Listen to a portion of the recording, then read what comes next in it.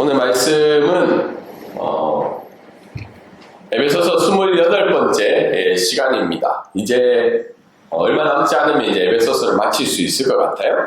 오늘은 말씀은 하나님이 기뻐하시는 직장 윤리, 특별히 이제 일을 할 때 우리가 어떻게 마음을 가지고 살아가야 되는지에 대해서 말씀을 전하고자 합니다.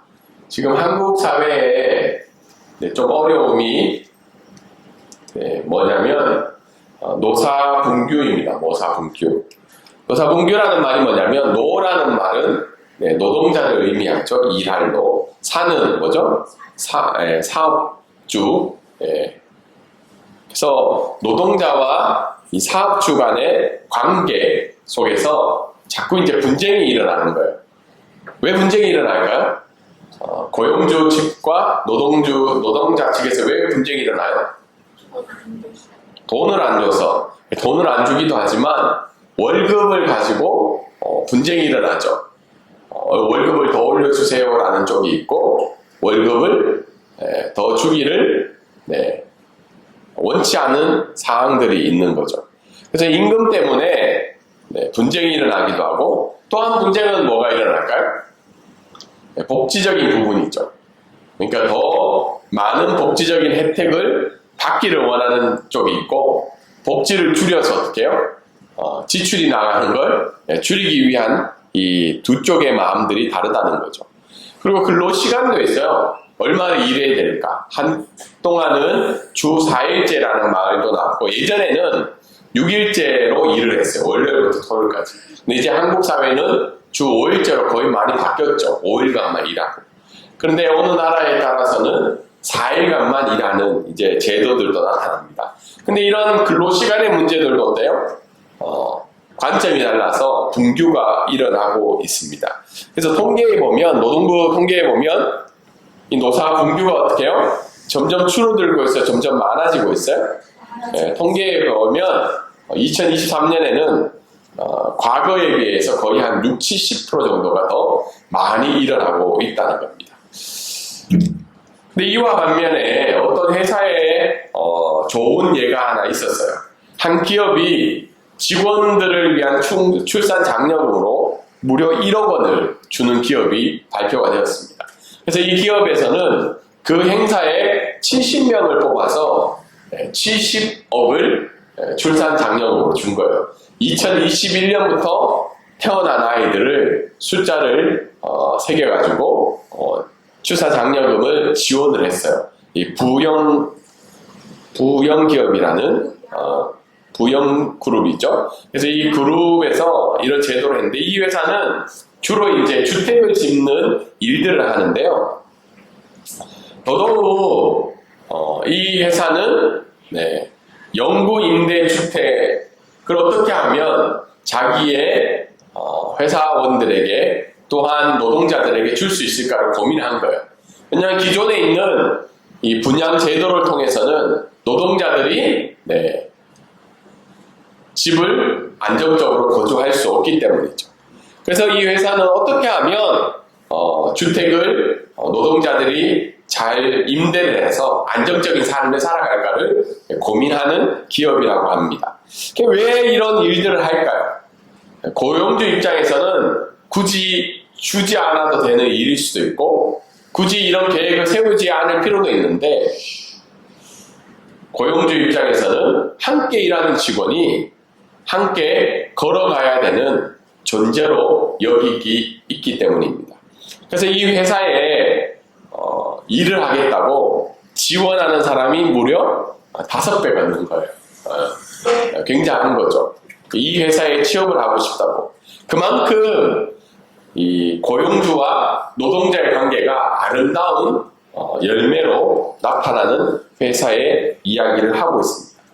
그러면 우리 그리스도인들은 어떤 사람들은 고용주일 수도 있고 어떤 사람들은 노동자일 수도 있잖아요. 그러면 그리스도인들은 직장에서 어떻게 살아가야 되는가? 라는 질문을 던질 수가 있습니다.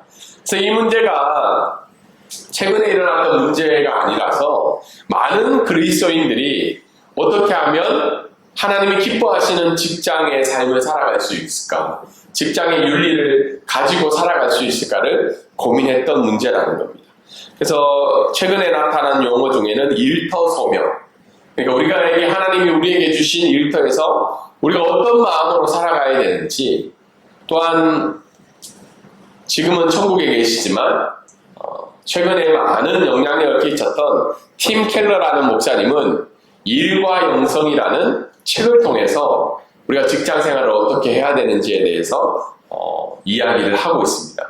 왜 이런 단어들과 책들이 많이 일어날까요? 그것은 그만큼 우리 안에 고민이 많이 있기 때문입니다. 그래서 우리가 에베소서 말씀을 오늘 하나님이 기뻐하시는 직장 윤리라는 이 말씀을 들어가기 전에 조금 복습을 해보면 3장과 4장, 5장을 통해서 어떻게 해요? 우리는 옛사람을 버리고 새사람이 되었고, 그리고 그 새사람은 어떻게 해요? 하나님의 선하신 일을 즐거워해서 성령 충만한 삶을 살게 된다고 말씀을 드렸습니다. 그 삶을 살아가는 기본적인 전제가 가정인데, 이 가정 안에는 3가지 정도의 그룹이 있다고 말씀을 드렸어요. 그것이 바로 부부이고, 두 번째가 지난주에 부모와 자녀 간의 관계이고, 세 번째가 어떻게 해요? 이 노사관계, 주인과 종의 관계의 말씀입니다. 그래서 구원받은 백성들은 새로운 인류로서 살아가야 되는데, 새로운 인류는 새로운 가치와 윤리로 살아가는 것이 성령 충만한 모습이라고 반복적으로 말씀을 드리고 있습니다. 이런 말씀의 큰 범위 안에서 오늘 말씀을 생각해 볼 때 하나님이 기뻐하시는 직장 윤리 2가지 정도를 말씀을 드리고 싶은데, 첫 번째 우리 말씀 한번 읽어볼까요? 자, 시작. 그리스도인들을 주님을 섬기는 자세로 일을 해야 합니다. 오늘 5절 말씀에 보면 전제가 이렇게 나오고 있습니다. 종들아, 육체의 상전들에게 순종해라 라고 이야기를 하고 있습니다. 왜 육체라는 단어를 썼을까? 육체. 하늘이라는 단어의 반대적인 의미로 육체를 썼다고 이야기를 합니다. 네, 많이 다들 졸리는가 봐요. 하품을 예배 시간에 엄청 많이 합니다. 이쪽부터 시작해서 이쪽까지. 네. 육체의 상전들에게 순종하라는 말은 종의 입장에서 모든 영역의 주인은 하나님이신데, 하나님께서 어떻게 해요? 인간관계의 영역에서 주인이 있다는 걸 인정하고 있는 거죠. 그 말은 우리가 일을 하는 곳에서의 우리를 보호하고 다스리는 그 육체 상전들이 있다는 것을 성경은 이야기를 하고 있습니다. 이런 상전들에게 순종을 하는데 3가지 정도의 자세로 이야기를 하고 있습니다. 첫 번째는 뭐죠? 두려움과 떨림으로 하라는 겁니다. 물론 이것을 경외한다는 말로 표현하지만 성경은 경외의 대상은 누구밖에 없나요? 하나님밖에 없죠. 하나님 앞에 경외를 하는데, 그러면 이걸 어떻게 해석을 할까? 육체의 상전들을 어떻게 해요? 인정하라는 거예요, 이 말은. 두려움과 떨림으로 하나님이 너희에게 허락하신 이 상전을 받아들이라는 겁니다. 받아들이라는 거. 내가 마음에 들고 내가 원치 않고 내 기준과 평가에 연 것이 아니라 이 상전이 있다는 것을 받아들이라는 겁니다. 두 번째는 전심으로라는 말이 나오고 있어요. 상전들에게 순종하는데 전심으로 순종해라. 다른 말로 이야기해서는 위선적으로 대하지 말라는 거예요. 위선적으로 대하지 말라는 말이 뭐죠? 앞에서는 굉장히 따라가는 척하다가 뒤에 딱 돌아서면 어떻게 안 보이는 곳에 가면 욕하죠. 그리고 다른 저의를 가지고 대하지 말라는 거예요. 어떤 의도된 마음을 가지고 그 주인을 대하지 말라는 거예요. 내가 무언가를 얻기 위해서, 내가 무언가를 승진하기 위해서 하지 말라는 거죠. 그래서 순전한 마음으로 그 육체의 상전을 대하라는 겁니다. 세 번째는 뭐예요? 5절과 7절에 보면 그리스도께 하는 것처럼 하라는 겁니다. 그리스도께 하는 것처럼. 이 말을 다르게 해석하면 그리스도를 기쁘시게 하기 위해서 순종하라는 거예요. 결국은 순종의 대상은 누구죠? 예수 그리스도라는 거예요. 그 그리스도를 기쁘게 하기 위해서 하나님이 나에게 허락하신 그 육체 상전을 어떻게 해요? 순종하라고 성경은 이야기를 하고 있습니다. 그러면서 피해야 할 자세에 대해서 6절에 나와 있어요. 6절에 보면 한번 읽어볼까요? 어떻게 하지 말라는 거예요? 눈가림으로 하지 말라는 거예요. 눈가림으로. 눈 가린다는 말은 뭐죠? 눈이 가려질 때를 이야기하는데 다르게 이야기해서 주인이 지켜볼 때만 순종하지 말라는 거예요. 주인이 지켜볼 때만 순종하지 말라는 거예요. 그리고 비위만 맞춰서 일하지 말라는 거죠. 마음을 가려서 어떻게 해요? 그 사람을 따라가는 것처럼 하지만 그 사람이 보고 있지 않을 때는 어때요? 내 마음대로 하는 태도를 버려라는 거죠. 그래서 사도 바울은 더 설명을 하기를 마음으로 하라는 거예요. 마음으로. 마음으로 하라는 말은 모든 것을 아시는 하나님을 기쁘게 해 드리기 위해서 그 일을 감당하라는 겁니다. 사람의 주인의 눈은 어떻게 해요? 눈 가림일 수 있지만 하나님은 어떻게 해요? 다 그 일을 보고 계신다는 겁니다. 그러면서 8절에 선한 일을, 그러니까 도덕적으로 옳고 사람에게 유익한 이 일을 상전을 위해서 순종하는 마음으로 일을 하는데 이 일에 대해서는 누가 갚아주신다는 거예요? 하나님이 갚아주신다는 거예요. 하나님이 그 일에 대해서 진정한 보상을 해줄 테니까 너희는 어떻게 해요? 마음을 다해서 눈가림으로 일하지 말라고 오늘 성경은 이야기를 하고 있습니다. 네. 그런데 성경은 일에 대해서 3가지 정도의 견해를 이야기를 하고 있죠. 여러분, 일하고 싶지 않은 마음이 많죠? 나는 일하지 않을 거야. 나는 배짱이처럼 놀고 먹을 거야. 근데 성경은 일에 대해서 3가지 정도를 기본적으로 이야기를 하고 있어요. 요즘 시대는 직장을 가지기를 원치 않는 사람들이 좀 있어요. 근데 성경은 그 노동에 대해서 어떻게 이야기하냐면 첫 번째는 일은 하나님의 보시기에 귀한 것이라는 거예요. 하나님이 그 일에 대해서 명령을 하셨다는 겁니다. 네, 명령을. 네, 되지 않죠? 네, 컴퓨터를 만지면 안 돼요. 네, 네. 그래서 창세기에 보면 생육하고 번성하라는 말을 하나님이 왜 하셨냐면 하나님이 만들어주신 에덴 동산에서 어떻게 해요? 아담과 하와를 향해서 일하라는 거죠. 너희가 생육하고 번성하기 위해서 이 일들을 감당하라는 겁니다. 이 일의 시작은 우리의 필요에서 시작이 된 것이 아니라 하나님의 명령에 의해서 노동이라는 개념이 발생이 되었다는 거죠. 두 번째는 일을 통해서 어떻게 해요? 다른 사람을 섬기는 거라는 거예요. 다른 사람의 필요와 이익을 위해서 우리는 같이 일을 해야 됩니다. 오늘도 여기에 보면 버스도 있고 비행기도 있고 다른 사람 실 때 어떻게 해요? 일을 하죠. 그 일은 뭐예요? 다른 사람들의 필요와 이익을 위해서 우리가 함께 노동을 감당해야 된다는 겁니다. 세 번째는 뭐예요? 하나님은 우리의 일을 통해서 하나님을 섬길 수가 있다는 겁니다. 섬길 수가 있다는 것. 일은 하나님이 우리에게 맡기신 거라는 거예요. 그리고 그 일을 통해서 우리가 거룩한 헌물을 드릴 수 있다는 것이 일에 대한 성경적인 3가지 견해입니다. 이런 기본적인 성경의 내용을 바탕으로 우리가 오늘 첫 번째 말씀을 통해서 우리가 인정해야 될 것은 뭐냐면 우리 일의 고용주는 누구시라는 거예요? 하나님이시라는 거예요. 근데 가끔 우리가 영화나 이런 걸 보면 사장님 나빠요 이런 말 하는데 결국은 우리가 그 일을 행할 때 우리에게 그 일을 맡기신 분이 누구신가를 먼저 고백해라는 거예요. 그러니까 종들아 육체의 상전들에게 순종해라는 말이 성립이 될 수 있다는 겁니다. 우리의 고용주는 누구라는 거예요? 하나님이시라는 거예요. 그래서 하나님이 우리의 고용주라면 이 직장은 하나님이 주신 우리의 일터라는 겁니다. 두 번째는 그 일터에서 뭘 해야 돼요? 하나님이 기뻐하시는 뜻대로 기뻐하는 태도와 자세로 그 일을 감당해야 된다. 왜?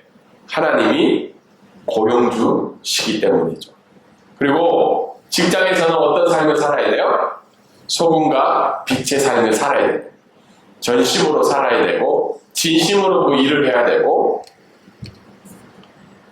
두려움과 떨림으로 그리스도께 하는 것처럼 우리가 그 일을 감당할 때 소금과 빛의 삶을 살아갈 수 있다는 겁니다. 여기 영어로 보면 뭐예요? Working for God이라고 되어 있죠. 일하는 것은 누구를 위한 일이라는 거예요? 하나님을 위한 일이라는 겁니다. 두 번째 우리가 말씀을 통해서 생각해야 될 것은 우리가 그 일을 감당했을 때 때로는 어때요? 나는 열심히 일했는데 저 사람이 더 많은 성과를 얻을 수 있고 나는 정말 정직하게 그리스도께 하는 것처럼 그 일을 감당했는데 다른 사람은 어떻게 해요? 비위를 맞추고 위선적인 행동을 하면서 자기가 성공하는 것처럼 보일 때 우리가 그때 계속해서 마음을 가져야 될 게 뭐죠? 네, 하나님이 모든 일에 내가 행한 모든 일에 어떻게 해요? 갚아주신다는 겁니다. 그래서 내 보상을 어떻게 해요? 내가 챙기지 말라는 겁니다. 내가 챙기지 말라는 거예요. 왜 회사 가운데 여러 가지 비리와 어려움들이 있냐면 내가 보상을 못 받기 때문이라는 마음들이 있죠. 나는 열심히 했는데.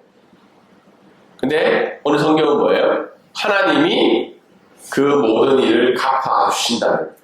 내가 하나님 앞에서 전심으로 두렵고 떨리는 마음으로 주님께 향한 그 일에 대해서 하나님이 갚아주시겠다는 겁니다. 그래서 역사의 주관자가 하나님이심을 우리 오늘 말씀을 통해서 알 수가 있습니다. 두 번째 말씀 한번 볼까요? 자, 한번 같이 읽겠습니다. 시작. 그리스도인은 주님 안에서 형제 자매를 대하듯 직원들을 대해야 된다는 겁니다. 9절에 보면 9절은 이제는 상전들에게 하는 말이에요. 5절부터 8절까지는 종들에게 한 말인데 9절에는 상전들에게 전제가 이렇습니다. 상전들아 종들에게 이와 같이 하고라는 말이 있어요. 이와 같이. 이와 같이라는 말은 뭐냐면 같은 것들을 행하라는 거예요. 상전들아 너희들도 똑같은 것을 행해라. 그 말은 종들이 상전들에게 행했던 그 같은 원리를 너희들도 동일한 원리로 삼아라는 겁니다. 다르게 이야기해서 주인들도 그리스도께 하듯 종들에게 하라는 겁니다. 이 말을 들었을 상전들의 기분이 어땠을까요? 굉장히 안 좋았겠죠. 왜냐하면 지금도 이 말이 그렇게 기분이 좋지는 않은데 이 글이 쓰여졌던 1세기 그리스 로마 사회에서는 충격적인 거예요. 지난주하고 비슷하죠. 지난주 어때요? 자녀들을 노엽게 하지 말라. 근데 그 당시에는 굉장히 받아들이기 힘든 말이었어요. 그 지지난주는 무슨 말이었죠? 남편들아 아내 사랑하기를 그리스도가 교회를 사랑한 것처럼 하고 죽기까지 사랑하라는 거죠. 이 말도 굉장히 충격적이고 혁명적인 말이었습니다. 그러면서 종들이 하나님께 하는 어떻게 해야 되냐면 두 가지 정도로 이야기하고 있죠. 첫 번째는 위협을 그치라는 거예요. 성경에 보면 위협을 그쳐라. 상전들아 종들에게 위협을 하지 말라고 하는 말은 공갈이나 협박이나 위협을 가하지 말라는 거예요. 요즘도 어떻게 해요? 직장생활이나 하면 사업주나 상사들이 어떻게 해요? 부하 직원이나 노동자들을 피고용인들을 위협하죠. 공갈하죠. 협박을 합니다. 이런 일이 해당하지 않았을 때 어떻게 해요? 회사 생활 그만두게 한다는 거죠. 두 번째는 하나님은 외모로 취하는 일이 없다는 것을 상전들 너희들이 기억하라는 거예요. 이 말은 뭐냐면 종들과 상전들의 진짜 주인, 진짜 고용주는 하늘에 계시고 있다. 너희 하나님이 상전들인 너희들도 하나님 앞에 고용된 사람이라는 것을 알려주고 있습니다. 그러면서 이야기하는 것이 하나님은 외모로 취하는 일이 없다는 말은 하나님은 예수 그리스도를 통해서 어떻게요? 너희들을 새로운 인류로 만들었기 때문에 너희가 세상에서 고용주이든 주인이든 종이든 노예이든 이방인이든 유대인이든 아니면 어린아이든 여자이든 남자이든 그 조건에 따라서 어떻게 해요? 너희들을 차별하지 않는다는 거죠. 그렇기 때문에 상전들도 어떻게 해요? 세상의 사회적인 신분의 차이로 인해서 하나님은 종이든 상전들이든 차별하지 않겠다는 겁니다. 다르게 이야기해서 너희 모두는 새로운 인류라고 하나님은 말씀을 통해서 이야기를 하고 있습니다. 근데 이런 말씀을 가지고 우리가 살아가는 사회는 어떤가요? 갑질이라는 단어가 한동안 굉장히 유행을 했죠. 갑질. 갑질이라는 말이 뭐예요? 힘이 있는 자들이 힘이 없는 자들을 힘으로 억누르고 협박하고 핍박하는 사회를 이야기하고 있죠. 한국 사회의 갑질은 통계에 의하면 어때요? 심각한 정도죠.